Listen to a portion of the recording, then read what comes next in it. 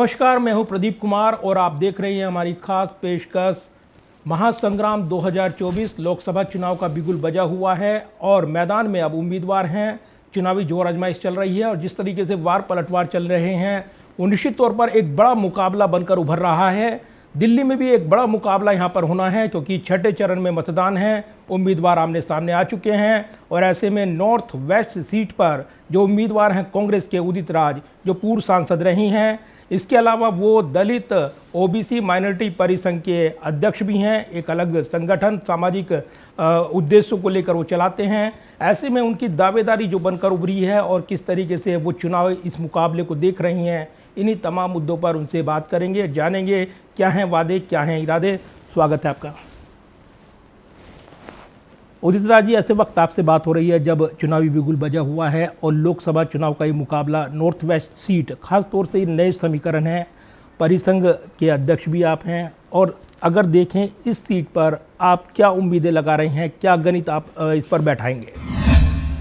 आज के डेट में 5 लाख से मैं आगे हूँ और जिस दिन वोट की गिनती होगी देख लेना। ये मैं नहीं कह सकता कि कोई बहुत बड़ा अनटूवर्ड इंसिडेंट हो जाए तो कम हो जाए वोट, लेकिन वहाँ लड़ाई ही नहीं है और हो सकता है कि जमानत जब्त हो जाए। जमानत जब्त? किसकी जमानत जब्त करेंगे आप? जो हमारे विपक्ष में हैं बीजेपी के। योगेंद्र चंदोलिया उम्मीदवार हैं बीजेपी के और एक उनकी उम्मीदवारी की बात करें, नए चेहरे हैं, नए फेस हैं, तो उनको कैसे आप देखते हैं अपने मुकाबले में? देखिए, ऐसा है कि मैंने 2014 से 19 तक जो काम किया है, एक आदमी मेरे से मिला हो या मेरे जनता दरबार में आया हो खाली न गया होगा। यह नहीं कहता हूँ कि सारे काम हमने कर सकूँ किया है, या ये तो प्राइम मिनिस्टर भी सारे काम नहीं कर सकते। कुछ काम नहीं करने लायक होते हैं, कुछ अधिकारियों कर्मचारियों के वजह से भी नहीं हो पाते हैं, लेकिन कोई खाली न गया। मदद मैंने सबकी करी और यह भी मैं कहता था कि बीजेपी से सांसद जरूर हूँ, लेकिन सांसद बनने के बाद मैं पूरी जनता का हूँ, तो न कभी जाति देखा न पार्टी देखा, जो आया उसकी हमने मदद की। आप बतौर बीजेपी सांसद अपने कार्यकाल को कैसे देखते हैं और जब आप कांग्रेस में हैं, कांग्रेस उम्मीदवार हैं, तो इसमें क्या फ़र्क देखते हैं? देखिए, बाय डिफ़ॉल्ट मैं बीजेपी में गया था क्योंकि उस समय अपनी पार्टी नहीं चला पा रहा था। 2003 में इंडियन जस्टिस पार्टी बनाया था और पार्टियां चलाना बड़ा मुश्किल होता है। या तो जाति का जखीरा एक पर्टिकुलर एरिया में हो और या तो बहुत धनबल हो। इस दोनों चीज़ें हम नहीं कर सकते, हमारे सोच के खिलाफ है, तो इसलिए हम पार्टी बहुत अच्छी से नहीं चला पाए। फिर भी उत्तर प्रदेश में बेनी प्रसाद वर्मा जी थे, बड़े नेता थे, उनके साथ में मिल कर के 2007 में 125 सीटों पर हम चुनाव लड़े थे। फिर उसके बाद कोशिश किया था कांग्रेस में आने का, तो ठीक से वार्तालाप नहीं हो पाई। बीजेपी ने ऑफ़र किया और बीजेपी में मैंने एक दिन काम भी नहीं किया था, ना कोई बायोडाटा दिया था, और उन्होंने घोषित कर दिया कैंडिडेट। मैं जानता भी नहीं था लोकसभा को। दूसरे दिन बीजेपी के नेता मेरे घर पे पहुंच गए। मैं अतुल गुरु रोड पे रहता था, तो मैं तो पहचानता किसी को नहीं था। तो हमने कहा, आप कहाँ से आ गए भाई? कहा, पार्टी ने टिकट दिया है, हम आपको लेने आए हैं। और उन लोगों ने लड़ा दिया। सारी व्यवस्था उनकी थी और उन्होंने लड़ा दिया, और जाकर के मैं समझौता नहीं किया। मोदी जी की उपस्थिति में संसद में मैंने जुडिशरी के बारे में, SC ST OBC के रिप्रेजेंटेशन के बारे में बोला, और मेरे 500-600 अगर स्पीचेज हैं पार्लियामेंट के, तो ज़्यादातर क्षेत्र के मामले में है और दबे कुचलों के मामले में हो सकता है कि, या हो सकता क्या सच्चाई भी है कि कई बार ऐसा होता था कि पार्टी लाइन के खिलाफ जानता था, क्योंकि मैं सामाजिक न्याय वाला आदमी हूँ, वही हमारा विचार है। मैं जेएनयू का पढ़ा हूँ, SC ST OBC के लिए लड़ा हूँ, उनकी बात को मैं उठाता था। और एक टाइम ऐसा था कि हमारा वर्बल कमिटमेंट था RSS और हमारे में कि जब उनकी सरकार बनेगी तो प्राइवेट सेक्टर में रिजर्वेशन देंगे, लेकिन सरकार आ गई तो भी बदल गए। तो मैंने प्राइवेट मेंबर बिल के रूप में संसद में निजी क्षेत्र में आरक्षण का बिल पेश भी किया। तो यह इस तरह से हम कह सकते हैं कि उत्तर पश्चिम लोकसभा में हमने काम किया। काम के आधार पर पार्टी का तो है ही है, और राहुल गांधी जी का जो भारत जोड़ो यात्रा और भारत जोड़ो न्याय यात्रा का इम्पैक्ट है ही है। खरगे जी अध्यक्ष बने, एक दबे कुचले समाज का, उसका भी असर है। आम आदमी पार्टी का भरपूर समर्थन मिल रहा है। मेरा काम है ही है। तो कुल मिला के समीकरण, सारे समीकरण पक्ष में हैं। आपने खुद कहा है कि जब टिकट मिला तो आपको मालूम नहीं था, लेकिन टिकट कट भी गया तो तब मालूम हुआ था आपको? नहीं, देखिए ऐसा है कि टिकट कटना कोई आश्चर्यजनक भी नहीं था, क्योंकि करीब करीब आधे जो मेरे स्टेटमेंट थे वो सोशल जस्टिस के ही थे। उनको नहीं ये मेल खा रहा था। और दूसरी बात यह है कि विचारधारा भी मेल नहीं खा रही थी, तो ऐसी संभावना किया। लेकिन एक बार एक बीजेपी में जब मैं गया तो सम्मान उन्होंने बहुत दिया था।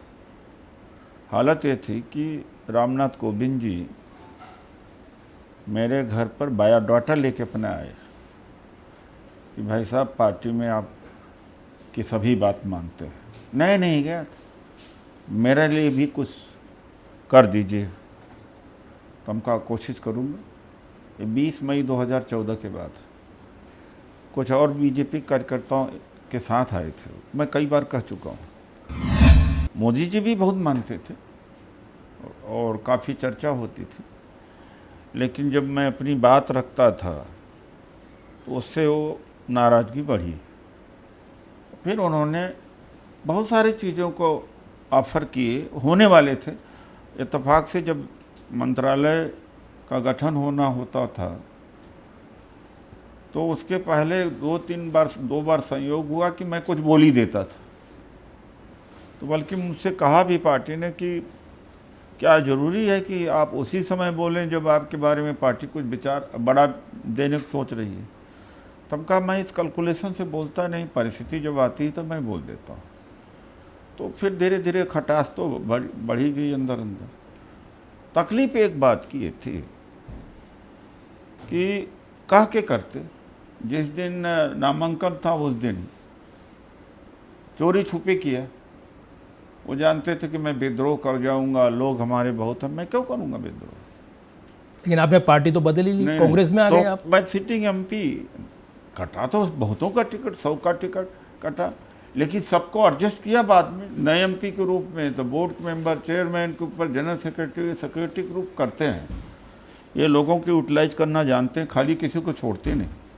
ये चुनावी मुकाबला जो आप देख रहे हैं, ये जो आगे आ रहा है और जिस तरीके से चुनावी मुकाबले पर नजरें हैं, टिकट वितरण को लेकर आपका विरोध हुआ है। राजकुमार चौहान ने इस्तीफा दे दिया। अरे इस्तीफा दे दिया, वोट बढ़ जाएगा। मैं अभी लिख के दे सकता हूँ। ये जो इंटरमीडिएरीज है कांग्रेस में, जो कांग्रेस की जो नीतियां हैं और जो लीडरशिप है वो बेहतरीन है, लेकिन जो अच्छे समय में MLA MP बन गए थे वो लोकल लीडर बन गए। तो क्या हो रहा है कि ये इंटरमीडिएरीज बन गए हैं, ठेकेदार बन गए हैं कुछ लोग, और ये अपने चमचों को ब्लॉक अध्यक्ष बनवाते हैं, काउंसलर का टिकट दिलाते हैं और ऑफिस बेरर बनाते हैं और हाई कमांड को आंख दिखाते हैं क्या हम बहुत दिनों से करते आए हैं। अगर पता लग जाए 30 साल पहले 25 साल पहले क्या थे तो क्लास 4 के लोग थे। आज क्या उनके पास नहीं है मैं कहना नहीं चाहता हूँ। अभी जो ये राजकुमार जी का एक वीडियो आया है, इनके 2 महल खड़े हुए हैं और मैं आज गेस्ट ऑफ अकोमोडेशन में हूँ। IRS होते हुए मैं इनकम टैक्स का हूँ, अगर फाइल लेके बैठ जाऊँ तो जेल चले जाएंगे। आपके पास सबूत है? अरे ये आया कहाँ से सोर्स ऑफ डिस आया कहाँ? इनके पास कितने ज़मीनें, कितने जायदाद, कितनी संपत्तियाँ हैं, बच नहीं सकते। लेकिन मैं वो नहीं काम करता हूँ, मेरा यह काम नहीं है। जिसके खुद तो आप सिर्फ धमकी दे रहे हैं? नहीं, थमकी नहीं, ये सच्चाई है, जाके देख लें। इनको तो वहाँ चर्चा कहते हैं कि ये तो एक समय के दिल्ली के अडानी थे, तो हम उन चीज़ों को नहीं मानते हैं।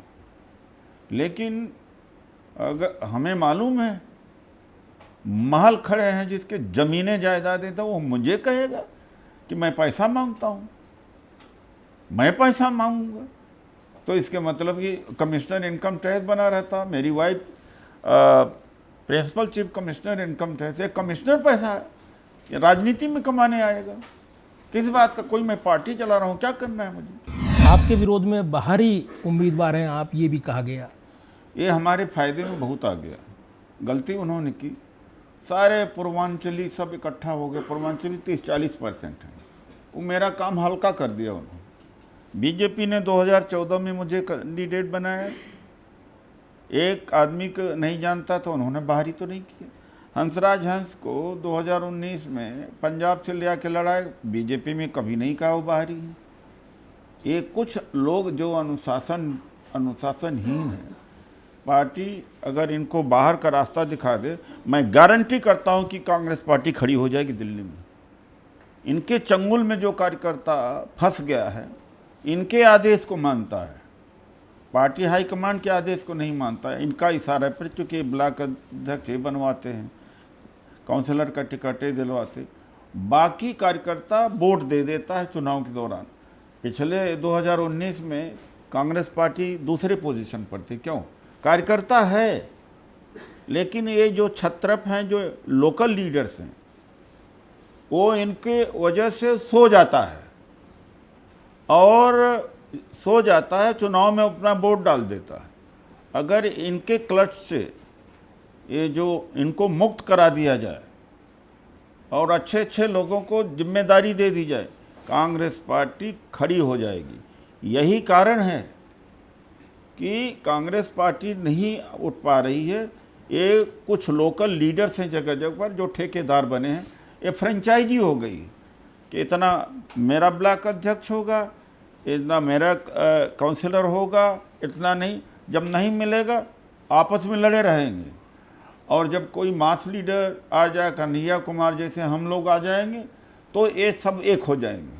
आप तो कह रहे हैं पार्टी ये टेरिटोरियल हो गया है इनका, आपस में लड़ते रहेंगे। और चुनाव आएगा या ऑफिस बेरर बनना है तो बंटवारा कर लेंगे, 2-4 तुम ले लो, 2-4 हम ले लो, 2-4 हम ले लें।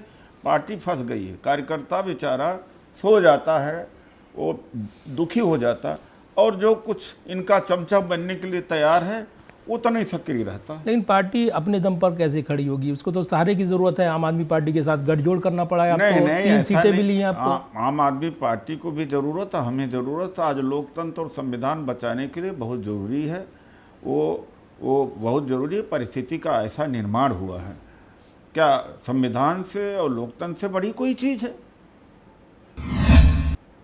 लेकिन विरोधी तो कह रहे हैं अवसरवादिता है। अच्छा, ये लोकतंत्र बचाने और संविधान बचाने के लिए इकट्ठा होना अवसरवादिता नहीं है। इसके लिए तो हर व्यक्ति को खड़ा होना चाहिए। आज अरे देश के अंदर चुनाव हो रहा, मंगलसूत्र पर चुनाव हो रहा, ये अरे भाई 83% युवा शिक्षित युवा बेरोजगार है। मोदी जी के मुंह से निकलता है नौकरी देना। 30 लाख नौकरी, पक्की नौकरी देने की बात कांग्रेस के मैनिफेस्टो में है। 700 किसान मर गए, एमएसपी नहीं दिया वादा के बाद भी। 400 रुपये सिलेंडर महंगा हुआ करता था, 1100 रुपये क्या सस्ता हो गया? क्या सिलेंडर पर मोदी जी बोल रहे हैं? अंतर्राष्ट्रीय मार्केट में क्रूड ऑयल जब सस्ता है तो उसके हिसाब से डीजल का दाम 50 रुपया होना चाहिए, पेट्रोल का 60 होना चाहिए। 100 को बेच रहे हैं, अडानी का घर भरे हैं। इनके मैनिफेस्टो में एक भी बात है कर्ज माफ़ी किसानों की बात हो, महंगाई कम करने की बात है, एम्प्लॉयमेंट करने की बात। 30 लाख 2 करोड़ नौकरी देने का वायदा किया था, उसके हिसाब से 20 करोड़ नौकरी देना चाहिए था, लेकिन 8 लाख 8.25 लाख दे पाए 10 साल में। और तेजस्वी यादव बिहार में केवल 17 महीने में 5 लाख नौकरी दे गए। आप राष्ट्रीय मुद्दे किया क्या इन्होंने? कुछ नहीं किया। आप राष्ट्रीय मुद्दों को ले आए हैं, प्रधानमंत्री नरेंद्र मोदी के बयान का भी आपने जिक्र किया है। तो ये चुनावी मुकाबला राष्ट्रीय मुद्दों पर लड़ा जाएगा, स्थानीय मुद्दों पर लड़ा ये जाएगा? राष्ट्रीय मुद्दा है, दोनों पर लड़ा जाता है, एक पर नहीं। ये राष्ट्रीय मुद्दा है कि ये चीज़ उसको लेके दे देंगे, शर्म आती है। ये कोई लोकतंत्र है? ये प्रधानमंत्री जी का अस्तर है? ये पहले प्रथम जो चरण में वोटिंग हुई है उससे ये बौखला गए। आपने जो जिक्र किया है निजी क्षेत्र में आरक्षण का, तो क्या निजी क्षेत्र में आरक्षण हो, इसको लेकर आप जो कांग्रेस के लिए भी ये मांग करेंगे? कांग्रेस देखिए, निजी हरियाणा क्षेत्र में आरक्षण 70% रिजर्वेशन किया गया लोकल को। हरियाणा सरकार ने 70% फैक्ट्रियों में किया रिजर्वेशन। विरोध भी हुआ उसका? विरोध हो या नहीं है, वो मेरी व्यक्तिगत मांग है। मैं कांग्रेस पार्टी की मांग नहीं है। मैं मतलब ये कि ये हमारा सामाजिक लड़ाई है, लेकिन कांग्रेस पार्टी की जो नीतियाँ होंगी हम उसी पर तो चलेंगे। लेकिन जब मैं बीजेपी में था जरूर इस मांग को उठाया था, अभी भी मांग को उठाऊंगा, लेकिन वो अपने सामाजिक स्तर पर करता हूँ। कांग्रेस ने जातीय जनगणना का मुद्दा उठा लिया है। कल हम देख रहे हैं राहुल गांधी ने बयान दिया था और जातीय जनगणना पर फोकस किया गया है। जातीय जनगणना क्या बदलाव लेकर आएगी? क्या एक बड़ा मुद्दा बनेगी? ये बड़े सवाल हैं। बहुत बड़ा देखिए, ऐसा है, आज दक्षिण भारत में क्यों उसका विकास हुआ है, और कर्नाटक की सरकार अगर 100 रुपये केंद्र को देती है तो वापसी उसको 1100 मिलता है। उत्तर प्रदेश को 333 रुपये मिलता है। तो कौन धन धान्य है? ज़्यादातर इंडस्ट्रीज, ट्रेड, कॉमर्स सब साउथ में है। वजह जानते हैं आप? जो राहुल जी कह रहे हैं वही है, सोशल जस्टिस की लड़ाई पहले लड़ी है। 1921 में जस्टिस पार्टी ने रिजर्वेशन की लड़ाई शुरू कर दी थी, और 1921 में त्रिवांकोर जो वो था रियासत थी वहाँ, और 1902 में कोल्हापुर के रियासत में साहू जी महाराज ने आरक्षण दे दिया था 50%। सोशल रिफॉर्म हुए, सोशल जस्टिस हुआ, इसीलिए पर कैपिटा इनकम तमिलनाडु से कर्नाटक, केरला, आंध्रा, महाराष्ट्र की, नॉर्थ इंडिया से कई दूर बहुत आगे है। वजह वहाँ सोशल जस्टिस, सोशल रिफॉर्म हुआ। वही राहुल जी कर रहे हैं। एग्जाम्पल, इससे बेटर कोई एग्जाम्पल नहीं है समझने के लिए। अच्छा, दिल्ली की बात करें, दिल्ली में जो आपकी सीट है, नॉर्थ वेस्ट सीट, नए समीकरण बनाती नज़र आ रही है, और ये कहा जाता है ये एक रसूखदार सीट है।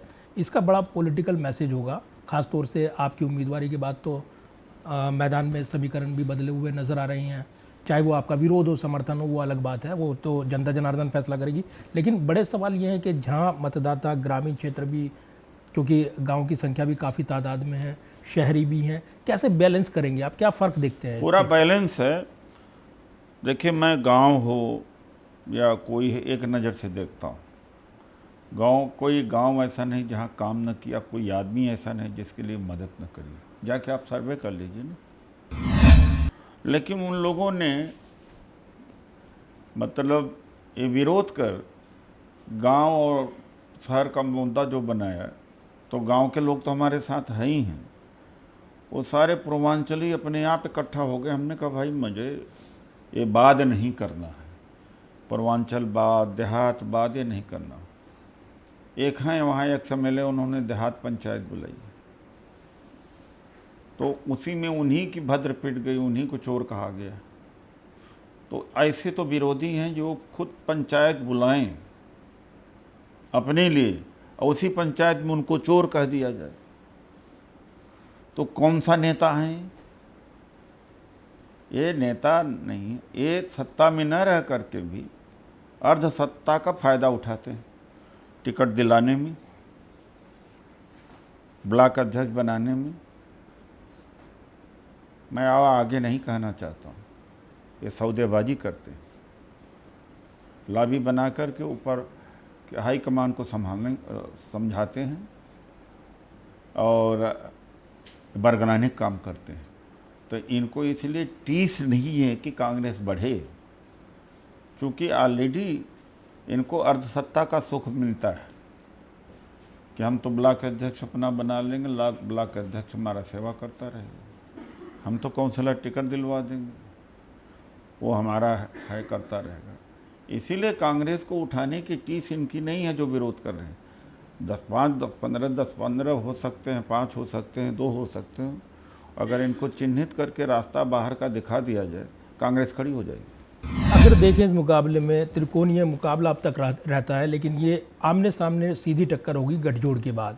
दिल्ली में आम आदमी पार्टी और कांग्रेस के गठजोड़ के बाद 4 सीटों पर वो लड़ रहे हैं, 3 पर आप लड़ रहे हैं, तो सीधा मुकाबला बीजेपी के साथ। तो क्या जो गैप था पिछली बार, हंस जो जीते थे, करीब 9 लाख वोटों से जीते थे, तो कांग्रेस उम्मीदवार को 2 लाख के आसपास, 5 या 6 लाख था, आम आदमी पार्टी को भी 2 लाख से ऊपर। तो क्या इतना बड़ा गैप कैसे भरेंगे आप? अर्श से फर्श, फर्श से अर्श तक पहुंचने में लगता नहीं समय, नहीं लगता समय। आप उदाहरण दूं कि आम आदमी पार्टी पहले बार तो कितनी सीट मिली थी? 27-28। इतनी बड़ी जमी हुई पार्टी को नीचे ले दिया, ऊपर चले गए। ऐसे बहुत सारे एग्जाम्पल हैं। तो बीजेपी भी जितनी ऊपर है उतनी नीचे भी चली जाएगी, ये वक्त की बात है। और सारे उदाहरण दिए जा सकते हैं। तो ये कहना कि इतना बड़ा गैप कैसे भरा जाएगा, तो इस उदाहरण को समझा जा सकता है कि गैप जनता भर देती है। तो गठबंधन का फ़ायदा मिलेगा आपको? बिल्कुल मिलेगा। कितना फ़ायदा आप देख रहे हैं इसमें? कि 7 सीटें जीतेंगे। और ईमानदारी से मैंने देखा आम आदमी पार्टी का कार्यकर्ता भी लगा हुआ है, हमारे कार्यकर्ता लगे हैं, क्योंकि बात चुनौती बड़ी है, लोकतंत्र बचाने का, संविधान बचाने का।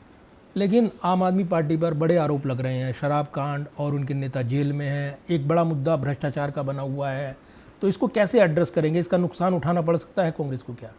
अगर आम आदमी पार्टी आज बीजेपी का समर्थन दे दे, सब जेल से छूट जाएंगे, सारे फाइलें ख़त्म हो जाएंगे। मोदी जी ने कहा था कि एनसीपी ने 70,000 करोड़ का घोटाला किया है। ये मोदी की गारंटी है कि मैं इनको जेल में भेज के रहूँगा। और 3 या 4 दिन के अंदर अजीत पवार, जिसके ऊपर आरोप लगाया था, सहयोगी बना करके उनको महाराष्ट्र का मुख्यमंत्री बना दिया। मोदी जी ने जिसको खुद कहा था 70,000 करोड़ का आरोप है, तो ये क्या बात है? तो कुछ भी नहीं। लेकिन अदालत से तो जमानत नहीं मिली। देखिए, अदालत में क्या होता है कि जो एडजुडिकेशन लेवल होता है वो उसके ऊपर डिपेंड करता है। ईडी है, पब्लिक प्रोसिक्यूटर है, जजेस के सामने बायस्ड फैक्ट्स रखेंगे तो कई बार ऐसा हो जाता है। और कई बार जजेज भी हैं, प्रभाव में है ही है। रंजन गोगोई का एग्जाम्पल वगैरह सब जानते हैं, बहुत सारे चीज़। बहुत बहुत धन्यवाद बात करने के लिए टोटल न्यूज़ के साथ। और ये थे उदित राज, जो कि नॉर्थ वेस्ट सीट से चुनाव लड़ रहे हैं और काफ़ी बड़ा मुकाबला ये माना जा रहा है। उम्मीदवारी उनकी काफ़ी संघर्ष भरी रही है और अब नतीजे का इंतज़ार रहेगा, क्योंकि वोटिंग होगी और उसके बाद नतीजा आएगा। जनता जनार्दन को फैसला करना है। लेकिन महासंग्राम 2024 का मुकाबला जारी है और अगली बार फिर मिलेंगे किसी नई शख्सियत के साथ। और इसमें इस एपिसोड में जो खास एपिसोड हमने किया उदित राज के साथ, दीजिए हमें इजाज़त। मेरी पूरी टीम के साथ नमस्कार।